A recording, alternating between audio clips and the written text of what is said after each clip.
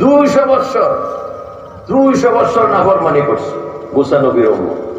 মুসা নবীর আইন বিধি বিধান কিতাবের কোনো কিছু মানে নাই। 200 বছর পরে যখন মারা গেছে তখন সবাই ধরে নিয়ে যারে এক জঙ্গলের পাহাড়ের এখানে ফেলাই দিচ্ছে। তো যেই নাফরমান বান্দার জানাজা খবর টবর দেওয়া যাবে না। সাথে সাথে ওহী আসে, মুসা তাকে তোলো, গোসল করাও, দাফন করাও। সুবহানাল্লাহ। ওই যে খোদাই কাজ করলে তো অনেক মানুষের ঈমান হারা হয়ে যাবে। কেন? সে 200 বছর শুধু নাফরমানি করছে, কোনো ভালো কাজ করে নাই। বলছে আগে দাফন করো ইজ্জত সম্মানের সাথে। কেন সেই সম্মান পাবে আল্লাহ? দেখো নাই রাত্রেবেলা সে তওরাত পড়তো, তওরাতের যত জায়গায় মুহাম্মদ শব্দটা দেখছে পাইছে তত জায়গায় সে নামের মধ্যে চুমা দিছে।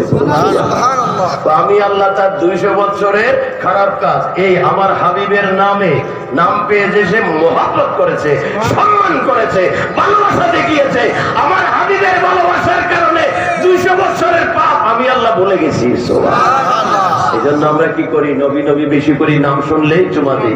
নবী কইলে আমার মরণ যেন হয় রে দয়াল, নবী কইলে আমার মরণ যেন হয়। সুবহানাল্লাহ। কারণ নবী ছাড়া কিয়ামতে উপায় নাই। আল্লাহ কোনো দয়াবান হবে না, সাহায্যকারী হবে না।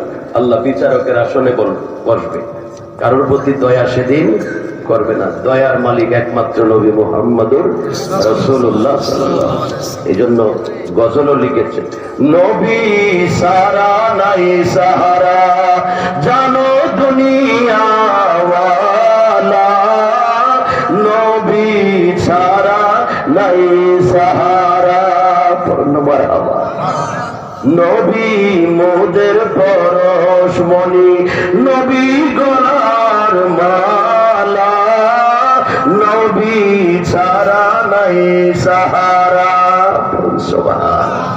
এজন্য নবী করতে হবে বেশি, নবীর দুরূদ পড়তে হবে বেশি।